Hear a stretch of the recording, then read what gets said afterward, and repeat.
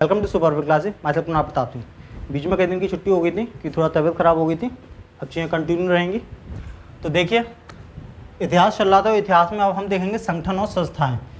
ये एक छुटपुट टॉपिक होते हैं जिनमें क्वेश्चन डायरेक्ट ही उठा के एसएससी पूछ लेता है। और एसएससी नहीं, यहाँ तक जो पीईटी वगैरह पैट होते हैं इनमें भी क्वेश्चन डायरेक्ट उठा के कि इस सत्यशोधक समाज की स्थापना किसने की, यह सन पूछ लेगा। इतना ही आता है इसमें। तो डायरेक्ट क्वेश्चन उठ के आता है, तो इसलिए हम सारे जितने भी संगठन और समाज हैं उनको एक साथ देख लेते हैं। तो सबसे पहले देखते हैं एशियाटिक सोसाइटी। पीछे भी इसको हम पढ़ चुके हैं जब हम ईस्ट इंडिया कंपनी के बारे में पढ़ रहे थे। तो 1784 में इसकी स्थापना हुई थी, कलकत्ता में हुई थी, और सर विलियम जोन्स ने इसकी स्थापना की थी। जैसा कि नाम में इसके सोसाइटी है, तो ये कोई सोसाइटी नहीं है रहने के लिए, ये एक शोध संस्थान था जहाँ रिसर्च वगैरह होती थी, थोड़ा पढ़ाई का काम होता था। तो ये शोध कार्य को बढ़ाने के लिए था। ये वैसे कोई सोसाइटी नहीं थी कि जहाँ लोग रहें, अंग्रेजों की वो चीज़ नहीं थी। तो बंगाल में हुई थी ये Asiatic Society, Sir William Jones ने की थी। याद ऐसे कर सकते हो कि सोसाइटी मतलब जहाँ सोसाइटी होते हैं। वैसे सोसाइटी का मतलब शोध कार्य है, मतलब ये शोध कार्य के लिए थी, यहाँ रिसर्च वगैरह होती थी। पर याद करने के लिए ऐसा कर सकते हैं कि सोसाइटी में बहुत सारे लोग रहते हैं, तो कई हर तरह के लोग रहते हैं। तो एक इसी तरह से विलियन जो होता है, विलियन मिक्सचर होता है। तो मिक्सचर में भी कई चीज़ें मिली होती हैं। ऐसी सोसाइटी में भी कई कास्ट के लोग या कई धर्म के लोग आके मतलब बसते हैं, मिलके रहते हैं। तो इसी तरह जैसे सोसाइटी में कई लोग मिलके रहते हैं, ऐसी विलियन में भी कई तरह के जो होते हैं मिलके रहते हैं। कई चीज़ें विलियन में घुली रहती हैं, तो याद कर सकते हैं ऐसे। ठीक है, विलियम को विलियन करना, विलियन में कई चीज़ें घुली रहती हैं। ऐसे सोसाइटी में भी कई तरह के लोग घुले मिले रहते हैं। फिर उसके बाद में आत्मीय सभा और ब्रह्म समाज, इन दोनों की स्थापना की थी राजा राममोहन राय ने। जितने भी हिंदू धर्म में कुछ बुराइयां थीं, हम ये नहीं कह सकते हिंदू धर्म में कोई बुराई नहीं थी, कुछ बुराइयां नहीं मतलब कुरीतियां बाद में ऐड कर दी गई थी, लोगों के ही थ्रू ऐड हुई थी वो। तो उनको जो दूर करने का काम किया था वो राजा राममोहन राय ने किया था। जैसे कि सती प्रथा होगी, बाल विवाह हो गए, बच्चों की कम उम्र में शादी करवा दिया करते थे, विधवा पुनर्विवाह नहीं होने दिया करते थे, अशुभ मानते थे। तो इस तरह की जो कर्मकांड थे, पाखंड थे, उनको दूर करने के लिए राजा राममोहन राय आगे आए थे और उन्होंने इनकी स्थापना की, एक आत्मीय सभा की और ब्रह्म समाज की। आत्मीय सभा में क्या था, उस सभा में बैठ के कोई भी अपने खुले विचार रख सकता था कि हाँ इस धर्म में ये बुराई है, इसमें ये बुराई है। तो एक सभा में खुल के बोलो। तो धार्मिक विचारों पर स्वतंत्र बहस और प्रचार हेतु, ठीक है, तो स्वतंत्र बहस होती थी, किसी को रोक टोक नहीं थी, तुमने धर्म में ऐसे क्यों बोल दिया। वेदांत कॉलेज की स्थापना, ऐसे कॉलेजों की स्थापना की जिसमें वेदों की पढ़ाई हो, थोड़ा वेदों से रिलेटेड। ब्रह्म समाज में सती प्रथा, विधवा विवाह, पर्दा प्रथा, बाल विवाह, जाति भेद वगैरह, इन चीज़ों को दूर किया। तो ये हिंदू धर्म में कुछ बुराइयां हैं, जाति प्रथा वगैरह, ठीक, पर्दा वगैरह। पर्दा वैसा होना चाहिए, इतना बुरा भी नहीं है, पर ज़्यादा ही एक पर्दे में रखना वही भी चीज़ गलत है। तो राजा राममोहन राय ने इन चीज़ों को दूर किया था। तो ऐसे क्या कर सकते हो, आत्मीय मतलब आत्मा, ब्रह्म मतलब ब्रह्मा मतलब परमात्मा। आत्मा को परमात्मा से किसने मिलाया था, तो दो लोग मेन थे, एक राम आए थे हिंदू धर्म में और एक मोहन मतलब कान्हा जी आए थे। तो राम और मोहन मतलब कान्हा जी, ये लोग ऐसे थे जिन्होंने आत्मा से परमात्मा का मिलन करवाया था हम लोगों को एक तरह से। तो आत्मा से परमात्मा का मिलन, ब्रह्मा का मिलन राम और मोहन इन दोनों ने करवाया था। अपनी तरफ से ट्रिक बना सकते हो, ठीक है, इसको थोड़ी इधर उधर करके या सेपरेट अपनी बना सकते हो, ठीक है। इसके बाद में प्रार्थना समाज की खोज की थी आत्माराम पांडुकर ने। इसमें क्या था, जो भी धार्मिक वही थी, धार्मिक जो कुछ छोटी मोटी या सामाजिक कुरीतियाँ उनको दूर करना। इसको ऐसे कर सकते हो, जब पांडु रोग हो जाता है, पांडु मतलब पीलिया रोग हो जाता है, तो हम प्रार्थना करते हैं, ठीक है। तो इस तरह से पांडु रोग में हम भगवान से प्रार्थना करते हैं कि हे भगवान बचा लो। उसके बाद में सत्यशोधक समाज 1873 ईस्वी में इसकी स्थापना हुई थी, ज्योतिबा फुले ने की थी। इन्होंने भी वो जो शूद्र हैं, निम्न कास्ट के जो लोग जिन्हें बोला जाता है, और अस्पृश्य मतलब ऐसे लोग जिनको छूने से भी उच्च कुल के लोग थोड़ा भेदभाव मानते हैं, तो ये जो एक वो था, इनको गुलाम बना के रखते थे, इनसे काम करवाते थे। इस चीज़ को उन्होंने दास्ता को मुक्ति की थी, दास्ता से मुक्ति दिलाई थी ज्योतिबा फुले ने, और इसका विरोध किया था, ऊंच नीच और ये भेदभाव जो होता धार्मिक भेदभाव, इसका ज्योतिबा फुले ने। याद ऐसे कर सकते हैं कि जो सत्य की ज्योति होती है, सत्य की ज्योति हमेशा अमर रहती है और उसको कोई बुझा नहीं सकता, सत्य की ज्योति। तो सत्य पढ़ के याद आ जाना चाहिए, सत्य की ज्योति। उसके बाद में Aligarh Mohammedan Anglo Oriental College 1875 में इसकी सर सैयद अहमद खान ने स्थापना की थी। हालांकि अभी AMU नाम से मशहूर है, अलीगढ़ में ही है, यूपी का अलीगढ़ में। AMU मतलब अलीगढ़ मुस्लिम यूनिवर्सिटी, पहले मुस्लिम नहीं था, Aligarh Mohammedan Anglo Oriental College था। अब इसको एक धार्मिक तौर पे थोड़ा नाम दे दिया गया, अलीगढ़ मुस्लिम विश्वविद्यालय, मुस्लिम लोगों के लिए। इसको कैम्ब्रिज यूनिवर्सिटी जो है ये इंग्लैंड में है, इंग्लैंड के कैम्ब्रिज शहर में, उसकी तरह बनाया गया था, उसकी तर्ज पर। और कैम्ब्रिज कैसे बनी? दरअसल पहले ऑक्सफोर्ड थी, इंग्लैंड की सबसे जो पहली और यूनिवर्सिटी वो ऑक्सफोर्ड है, ऑक्सफोर्ड मानी हुई यूनिवर्सिटी है। तो ऑक्सफोर्ड यूनिवर्सिटी ऑक्सफोर्ड शहर में है इंग्लैंड के, तो वहाँ थोड़ा शहर के जो लोग थे उन्होंने भेदभाव चालू कर दिया कि लोग बाहर बाहर से आगे पढ़ते हैं, तो वहीं से कुछ बुद्धिजीवी गए दूसरी जगह कैम्ब्रिज शहर में, और वहाँ जाके दूसरी यूनिवर्सिटी बना ली जिसको बोलते हैं कैम्ब्रिज यूनिवर्सिटी। तो ऑक्सफोर्ड से ही कैम्ब्रिज यूनिवर्सिटी बनी थी, ऑक्सफोर्ड के ही लोग गए थे। ऑक्सफोर्ड से जब आपस में लड़ाई दंगे टाइप के थोड़े हो गए थे शहर में, तो ऑक्सफोर्ड से ही कैम्ब्रिज का उदय हुआ है, और कैम्ब्रिज से AMU बनाया। हालांकि AMU अच्छा था, पर यहाँ थोड़े धार्मिक लड़ाई दंगे होते रहते हैं, तो उस चक्कर में इसकी रैंकिंग करके वरना ये टॉप 5 में आता है ये। तो 1920 में इसका नाम बदलकर AMU रख दिया, अलीगढ़ मुस्लिम विश्वविद्यालय या यूनिवर्सिटी, अलीगढ़ मुस्लिम यूनिवर्सिटी, अलीगढ़ मुस्लिम विश्वविद्यालय। कब? 1920 में। तो ऐसे कर सकते हो मोहम्मद और खां, ठीक है, मोहम्मद खां, ठीक है, तो याद रहेगी। वैसे ही फेमस है तो स्टूडेंटों को याद रहती है, क्योंकि फॉरेनर से भी बहुत सारे जो नेबर कंट्री हैं, मुस्लिम नेबर कंट्री हैं, पाकिस्तान, अफ़गानिस्तान और सऊदी अरब वगैरह, वहाँ से बहुत सारे बच्चे जो हैं स्टूडेंट हैं वो यहाँ पढ़ने आते हैं। इसके बाद में इंडियन लीग है।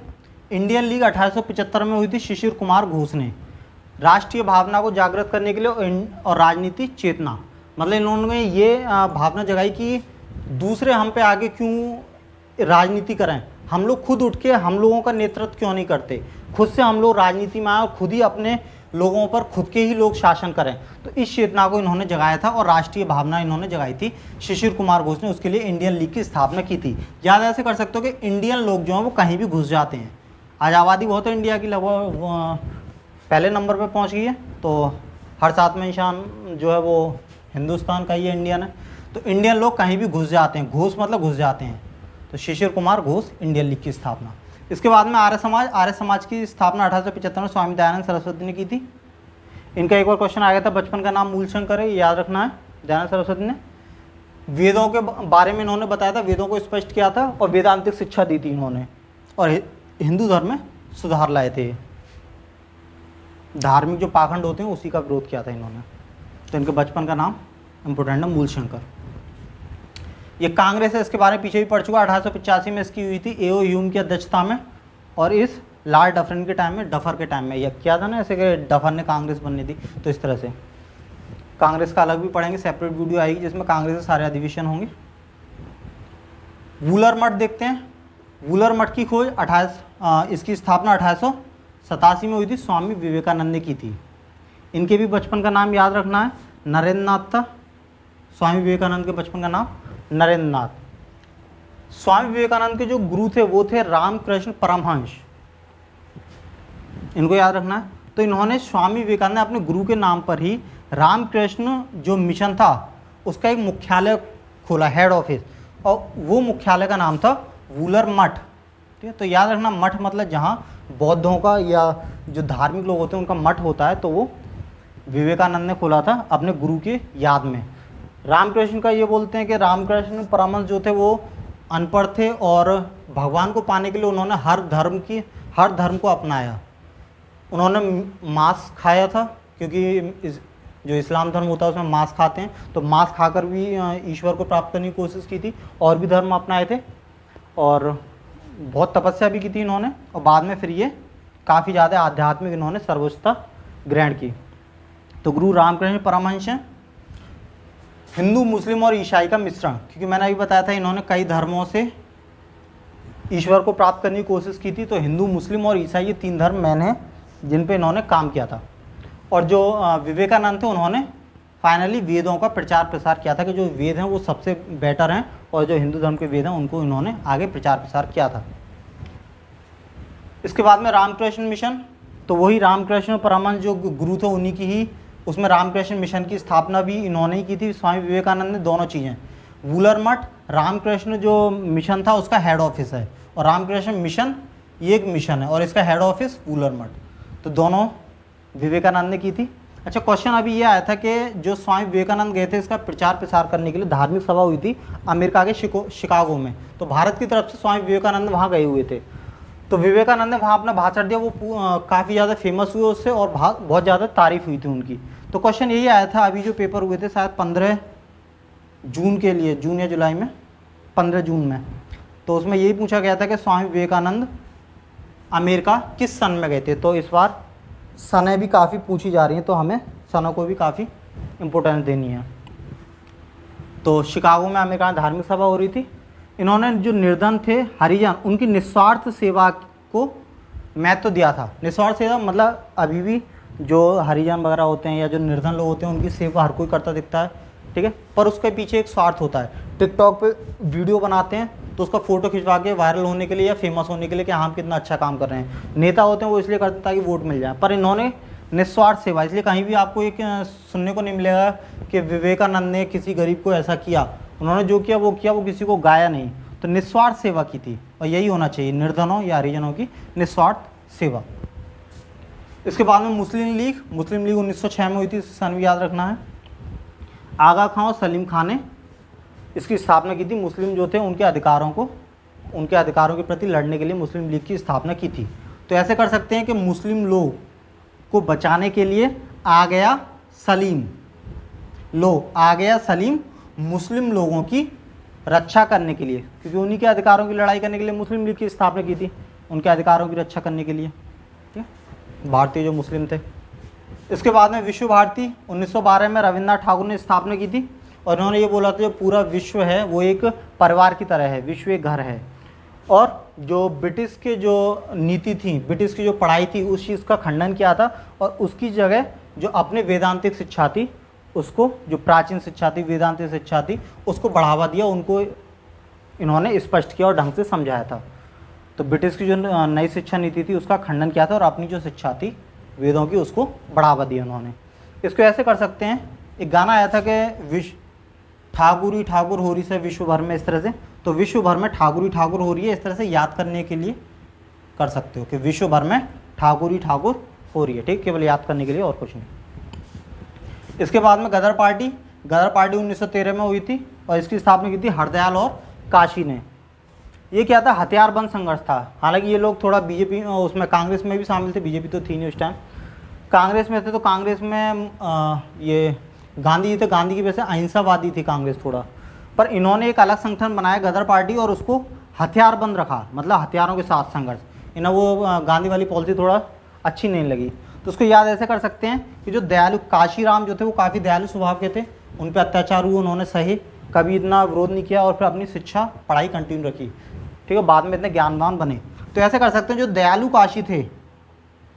जो काशी थे, पढ़ लिख के बड़े हुए उन्होंने गदर मचा दिया भारत में, ठीक है, शुरू में उन पर काफ़ी जुल्म ढाए गए और बाद में जब दयालु काशी बड़े हुए तो बड़े होकर उन्होंने गदर मचा दिया, ठीक है, जब बड़े हुए तो ये ऐसा करके याद कर सकते हो।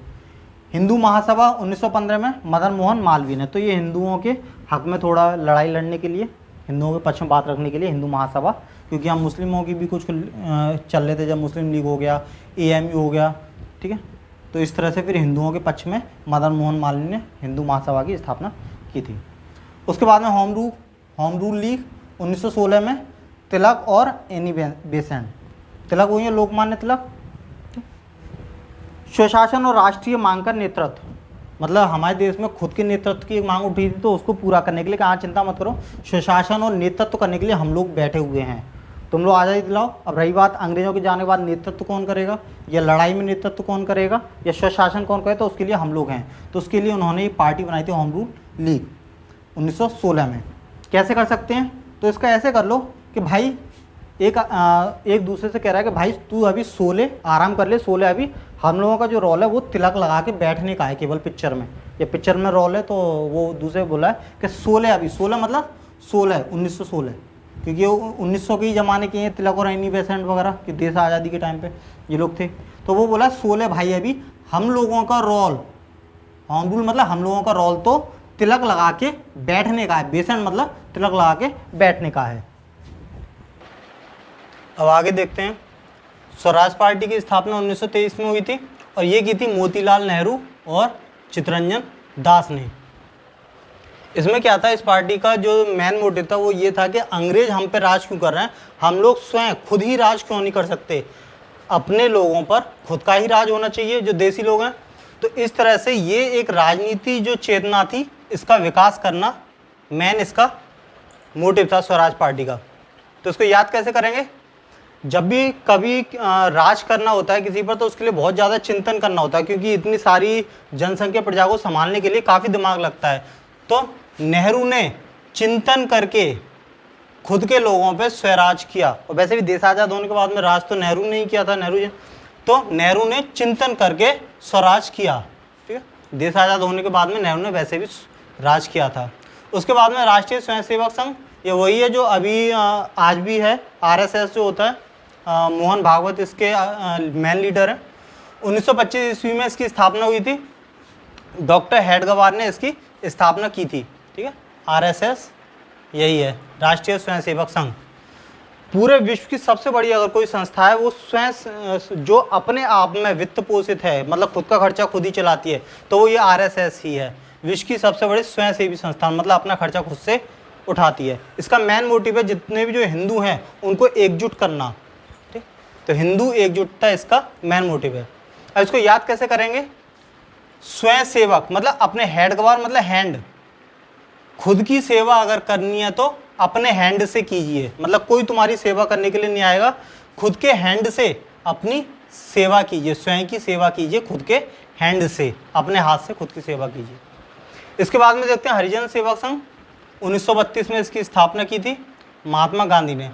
तो ये इस चीज़ में ट्रिक की कोई ज़रूरत नहीं है, क्योंकि ये चीज़ कॉमन है कि महात्मा गांधी ने ही हरिजन शब्द दिया था, कि मतलब हरि जो हैं राम हैं, हरि उनके जन हैं, ये प्रियजन हरिजन। तो हरिजन जो शब्द दिया था वो महात्मा गांधी ने दिया था, तो उसी से बन गया हरिजन सेवक संघ।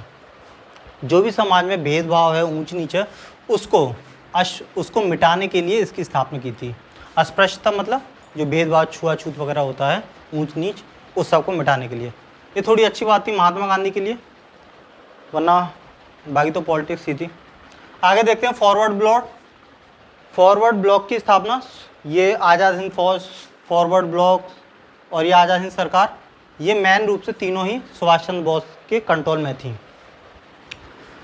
तो फॉरवर्ड ब्लॉक जो है ये कांग्रेस के अंदर ही बनाई थी सुभाष चंद्र बोस ने। सुभाष चंद्र बोस कई बार कांग्रेस के अध्यक्ष भी रह चुके थे उस टाइम पे, जब अधिवेशन होते थे, तो कांग्रेस के अधिवेशन आएंगे तो हम उसमें इसको पढ़ेंगे भी कि कब कब सुभाष चंद्र बोस ने उस अधिवेशन के मेन अध्यक्ष रहे थे। तो 1939 में सुभाष चंद्र बोस ने कांग्रेस के ही अंदर एक फॉरवर्ड ब्लॉक बनाया था, जिसका काम था कि किसी भी चीज़ में, कोई भी आंदोलन, सबसे आगे रहना और नेतृत्व करना। तो कांग्रेस के भीतर ही ये बनाया था फॉरवर्ड ब्लॉक सुभाष चंद्र बोस ने 1939 में। उसके बाद में आज़ाद हिंद फौज की बात कर लेते हैं। आज़ाद हिंद फौज का नेतृत्व किया था सुभाष चंद्र बोस ने, पर उसकी स्थापना की थी रास बिहारी बोस ने जापान की मदद से। दरअसल क्या था कि जापान ने जो वर्ल्ड वार चल रहा था उसमें इंडियन लोग थे, उनको कुछ को कैद कर लिया था। तो लगभग 60,000 जो कैदी थे उसको इनको रास बिहारी बोस को दे दिया और उनसे बोल दिया कि अपनी एक सेना तैयार करो ब्रिटेन के खिलाफ। जापान भी ब्रिटेन का दुश्मन था और हम लोग भी ब्रिटेन से नफरत करते क्योंकि उसके गुलाम, उसने हमें गुलाम जो बना रखा था। तो जितने भी जो कैदी थे उनको लगभग 60,000 थे, 85,000 तो वो बाद में बने थे। 60,000 जो कैदी थे जापान के अंडर में, उसने उनको आज़ाद कर दिया और अंडमान निकोबार और आइलैंड जो था वो दे दिया कि अपनी एक सेना तैयार करो और तुम भी लड़ाई लड़ो। तो रास बिहारी बोस को दिया था। बाद में रास बिहारी बोस की शादी हुई थी और उसके बाद में ये जो सुभाष चंद्र बोस हैं, इन्होंने, ये नॉर्मल लीडर थे, रास बिहारी बोस के अंडर में काम करते थे। तो एक दिन इन्होंने भाषण दिया फौज के लिए, तो वो रास बिहारी बोस के लिए बहुत पसंद आया। तो रास बिहारी बोस ने जो नेतृत्व सेना का वो सुभाष चंद्र बोस के हाथों सौंप दिया।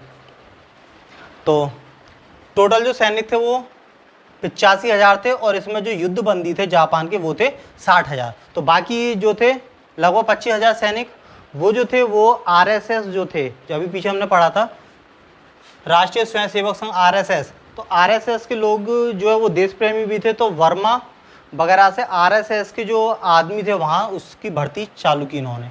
तो 25,000 के करीब वर्मा और म्यांमार से आरएसएस के लोगों को भर्ती किया और 60,000 मिले थे जापान से युद्ध बंदी। तो टोटल 85,000 की सैनिक की एक फौज तैयार हुई। इसमें महिला बटालियन भी थी एक। इसके बाद में आज़ाद हिंद सरकार, सेना बन गई। सेना के बाद में जब इन्हें अंडमान निकोबार वगैरह मिल गए तो इन्होंने खुद की ज़मीन होगी, खुद की सेना होगी, तो इन्होंने एक सरकार बना ली और उस सरकार में राष्ट्रपति, प्रधानमंत्री और जो जल सेना, थल सेना और वायु सेना, तीनों सेनाओं का जो अध्यक्ष होता है वो सुभाष चंद्र बोस ने अपने ही हाथ में रखा उस सरकार का। और ये जो सरकार थी अस्थायी सरकार थी। जापान वगैरह कुछ देशों ने इसको मान्यता भी दी थी, मतलब स्थायी नहीं थी। स्थायी तो देश में आके अंग्रेजों को भगा के तब बनती सरकार, तो उस टाइम में ये अस्थायी सरकार थी सुभाष चंद्र बोस की। और राष्ट्रपति, प्रधानमंत्री और तीनों सेनाओं के जो अध्यक्ष थे वो पद सारे सुभाष चंद्र बोस ने खुद ही संभाले। तो ये तीनों हो गए, फॉरवर्ड ब्लॉक, आज़ाद हिंद फौज और आज़ाद हिंद सरकार, ये तीनों ही सुभाष चंद्र बोस से संबंध है। बस फौज का ध्यान रखना है कि शुरुआत इसकी रास बिहारी बोस ने की थी, बाद में इसको सुभाष चंद्र बोस को हैंड ओवर कर दिया। इसके बाद में रेड क्रॉस, तो अभी भी जैसे देखते होंगे कि एम्बुलेंस जा रही है उस पर रेड कलर का ऐसा निशान, प्लस का निशान बना होता है, उसको बोलते हैं रेड क्रॉस। इसकी स्थापना की थी हेनरी डूनेट ने। जब इटली वगैरह में युद्ध चल रहा था तो हेनरी डूनेट ने क्या किया कि वहाँ के जो घायल थे उन्हें बिना भेदभाव के उन सबका इलाज चालू किया था, बिना किसी भेदभाव के। तो यही बाद में फिर इसके ऊपर विचार किया गया और आज लगभग 200 देश हैं जो इस रेड क्रॉस की, जिनमें स्थापना है और इस रेड क्रॉस के अंतर्गत आते हैं, इसको फॉलो करते हैं। भारत में जो इसकी शुरुआत हुई थी 1920 में हुई थी और अब लगभग इसकी 700 के करीब जो ब्रांच हैं वो भारत में काम कर रही हैं रेड क्रॉस की। 1920 में इसकी भारत में एंट्री हुई थी स्थापना और 200 देश इससे जुड़े हुए हैं। मेन मोटिव इसका वही है, बिना भेदभाव के चिकित्सा उपलब्ध कराना। युद्ध में चाहे किसी पक्ष का हो, ठीक, कोई भी अगर बीमार है तो उसको चिकित्सा सेवा देनी चाहिए। स्थापना की थी स्विट्जरलैंड के जेनेवा में हेनरी डूनेट ने। अब इसको याद कैसे करेंगे, तो ऐसे कर लो, डोंट क्रॉस, डूनेट मतलब डोंट, क्रॉस मतलब एक लिमिट है, उसको कोई लिमिट है उसको बोलना डोंट क्रॉस। डोंट क्रॉस याद रखो कि हाँ क्रॉस आएगा तो उसके साथ डोंट, डोंट क्रॉस मतलब उस लाइन को क्रॉस मत करो, डोंट क्रॉस, ठीक है, एक वर्ड में दोनों हो जाते हैं। डोंट क्रॉस मतलब रेड क्रॉस की स्थापना डूनेट ने की थी। इसके बाद में आते हैं शांति निकेतन। रविन्द्रनाथ ठाकुर ने इसकी स्थापना की थी 1901 में। रविन्द्रनाथ ठाकुर का कहना ये था कि हमें प्रकृति से प्यार करना चाहिए और जो भी शिक्षा है वो हमें अपनी ही मातृभाषा में पढ़नी चाहिए और उसको मातृभाषा को अपना बढ़ाना चाहिए। तो जो भी ज्ञान है वो मूल भाषा में होना चाहिए, ना कि ये इंग्लिश भाषा में, और प्रकृति से प्रेम करना चाहिए। दो मोटिव जो थे इनके, वो शांति निकेतन के तहत इन्होंने इसको आगे बढ़ाया और जो भारतीय संस्कृति थी उसको बढ़ावा दिया इन्होंने, समृद्ध किया। याद कैसे करेंगे कि पूरे विश्व में जो जब आक्रांत आए थे, विदेशी आए थे भारत में आक्रमण करने के लिए, तो जो ठाकुर थे राजस्थान के, जैसे मेवाड़ थे, पृथ्वीराज चौहान थे, तो जो ठाकुर वगैरह थे उन्होंने युद्ध किया और शांति कायम की भारत में। ठाकुरों ने युद्ध में, राजपूत राजा थे तो राजपूत राजाओं ने, ठाकुरों ने युद्ध लड़े और जो बाहरी आक्रांता थे उनको, उनका दमन किया और शांति स्थापित की। तो शांति निकेतन ठाकुर, ठीक है, मतलब राजपूत या ठाकुर, इस तरह से याद करने के लिए। इसके बाद में league of nation, Woodrow Wilson ने इसकी स्थापना की थी 1920 में। इनका ही वही था, विश्व शांति को बढ़ावा देना, ठीक। दरअसल प्रथम विश्व युद्ध चला था 1914 से 1918 तक, तो उसके बाद में कभी द्वितीय विश्व युद्ध इस तरह का ना हो कि बहुत ज़्यादा जनहानि हुई थी, तो उस चीज़ को रोकने के लिए एक ग्रुप बनाया था लीग ऑफ नेशन, अमेरिका ने मुख्यतः। उसका काम यही था कि दोबारा विश्व में ऐसा कोई युद्ध ना हो। लेकिन ये लीग ऑफ नेशन अपनी कुछ पक्षपातपूर्ण नीति की वजह से असफल रहा और बाद में इसको भंग कर दिया गया और फिर 1946 में द्वितीय विश्व युद्ध के बाद में यूएनओ को भंग करके, मतलब लीग ऑफ नेशन को भंग करके यूएनओ बना दिया, जो आज भी चल रहा है। तो यूएनओ को स्थापना की गई थी, किसको, लीग ऑफ नेशन को भंग करके 1946 में, और लीग ऑफ नेशन की स्थापना हुई थी 1920 में और यूएनओ की 1946 में। जबकि यूएनओ क्या है, लीग ऑफ नेशन का ही एक सुधरा हुआ रूप है।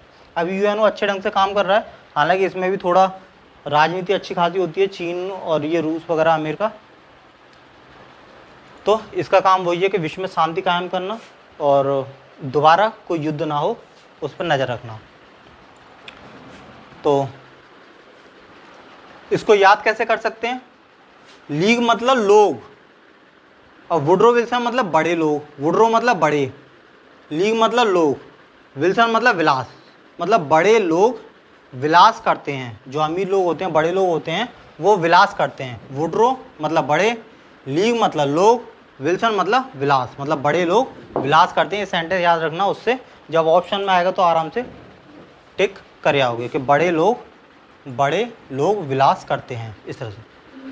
इसके बाद में खालसा पंथ और ये स्वर्ण मंदिर, ये सिख धर्म से संबंधित है। हालांकि सिख धर्म के सारे जो गुरु हैं उनका और किसने किसकी स्थापना, किसने क्या क्या काम किए सिख धर्म में, उनकी एक अलग से हम देखेंगे सभी को, क्योंकि क्वेश्चन लगभग 2-3 साल पहले इसके ऊपर काफ़ी क्वेश्चन आए थे। हालांकि अब ऐसे देखने को नहीं मिल रहे हैं, तो फिर भी हम इनको सारे जो गुरु हैं उनके और उनके कामों को एक क्रम से पढ़ेंगे बाद में किसी वीडियो में। अभी देख लेते हैं, हालांकि इसको यहाँ याद नहीं करना, वहाँ इसकी पोयम है तो पोयम के थ्रू याद करेंगे। अभी बस देख लेते हैं। 1699 ईस्वी में खालसा पंथ की स्थापना की गुरु गोविंद सिंह जी ने, जो 10वें गुरु थे, उन्होंने इसकी स्थापना की थी खालसा पंथ की, और बैसाखी वाले दिन की थी। और जो स्वर्ण मंदिर थी ये 1588 में गुरु अर्जुन देव, जो 5वें गुरु थे, उन्होंने स्वर्ण मंदिर की स्थापना की थी। लेकिन जो स्वर्ण मंदिर की नींव रखी थी वो एक मुस्लिम पीर थे, सूफी संत साईं मियाँ मीर। इन्होंने सबसे पहले एक स्वर्ण मंदिर की नींव रखी थी और बाद में वो उसका जो निर्माण कार्य था वो गुरु अर्जुन देव को हैंड ओवर कर दे के अब इसको आगे तुम पूरा करवाओ। और जो नींव रखी थी वो मुस्लिम पीर थे, उन्होंने इसकी नींव रखी थी स्वर्ण मंदिर की। तो ये दोनों हो गए सिख धर्म के, ठीक है। अब देखते हैं समाजवाद के प्रवर्तक या समाजवाद को बढ़ावा किसने दिया, तो वो थे आचार्य नरेंद्र देव। 1939 में इन्होंने एक कांग्रेस के अंदर एक सोशलिस्ट जो पार्टी थी उसकी स्थापना की थी, और इस पार्टी का मेन मोटिव था कि समाजवाद को बढ़ावा देना। याद कैसे करेंगे? जो आचार्य होते हैं वो सामाजिक काम करते हैं, जो समाज में भलाई करते हैं। जो आचार्य होते हैं वो समाज में अच्छा काम करते हैं, आचार्य जो गुरु होते हैं। तो आचार्य से समाज को लिंक करके इसको याद कर सकते हैं। इसके बाद में भूदान आंदोलन विनोबा भावे ने किया था 1951 में। इसकी सन एक बार पूछी गई थी और विनोबा भावे भी पूछे गए थे, तो ये क्वेश्चन इंपॉर्टेंट है भूदान आंदोलन का। विनोबा भावे क्या थे? सबसे पहले तमिलनाडु में गए थे, वहाँ ये पैदल यात्रा करते थे और लोगों से मिलके, जो भी काफ़ी रिच थे, जिन पे हज़ारों एकड़ ज़मीन थी, उन लोगों से मिलते थे और बोलते थे कि तुम पे इतनी ज़मीन है, कुछ ज़मीन दान करो ताकि गरीब लोग भी अपना, थोड़ा उन पे भी ज़मीन आए, वो भी अपना कृषि कार्य करके अपना जीवन यापन करें। तो ये विनोबा भावे ने भूदान आंदोलन की शुरुआत की थी। ये बोलते थे कि जो तुम पे ज़मीन है उसका कम से कम 1/6 मतलब छठा हिस्सा दान कीजिए। तो हालांकि इनका जो पूरे भारत में उस टाइम 30 करोड़ एकड़ जो ज़मीन थी उसका 1/6 मतलब 5 करोड़ होगी, वो इनका मेन उद्देश्य था कि लगभग 5 करोड़ एकड़ ज़मीन को मैं दान के स्वरूप प्राप्त करूं, ठीक है, ताकि जो गरीब लोग हैं उनका भला हो सके। लेकिन जो इनको मिली थी वो 45 लाख करोड़ मिली थी। और उसके बाद में ये आंदोलन असफल हो गया। असफल होने की वजह क्या थी? जो लोग दान देते थे वो ऐसी ज़मीन देते थे जो या तो बंजर होती थी या उस पर कोई विवाद चल रहा होता था, कोर्ट केस चल रहा होता था, मतलब आपस में विवादित ज़मीन देते थे दान में, या फिर बंजर ज़मीन। और उस ज़मीन को लेने के लिए फिर कोई तैयार नहीं होता था क्योंकि वो बंजर है, उसमें पैसा लगाना पड़ेगा, और जो गरीब श्रमिक है उनको ऑलरेडी पैसा नहीं होता था। तो इसलिए 45 लाख में से मुश्किल से 15-20 लाख करोड़ एकड़ जो ज़मीन थी वही केवल बट पाई, बाकी वो किसी काम की थी नहीं, तो इसलिए लोगों ने उसको ली भी नहीं, जो गरीब लोग थे। तो इसलिए ये आंदोलन जो था वो फेल हो गया बाद में, फिर ये हो ही गया था। अब देखते हैं निर्मल हृदय। निर्मल हृदय की स्थापना मदर टेरेसा ने की थी 1952 में। इनका क्या था? जो भी बीमार लोग थे या निराश्रित थे, मतलब जिन पे कोई आश्रय नहीं था, जिनका कोई घर नहीं था, वो लोग वहाँ रहते थे, और मदर टेरेसा उनका क्यों नर्स थी तो उपचार करती थी, और वो लोग फिर वहीं अपना जीवन यापन करते थे और एंड में वहीं मरते थे वो लोग। तो बीमार निराश्रित और मरने वालों के लिए एक घर बना था मदर टेरेसा ने। याद कैसे करेंगे? जो निर्मल हृदय होता है वो सबसे ज़्यादा इस दुनिया में मदर मतलब माँ का होता है, तो माँ मतलब मदर, मदर का जो हृदय होता है वो काफ़ी निर्मल होता है। तो इस तरह से इसको याद कर लेंगे। ठीक, धन्यवाद।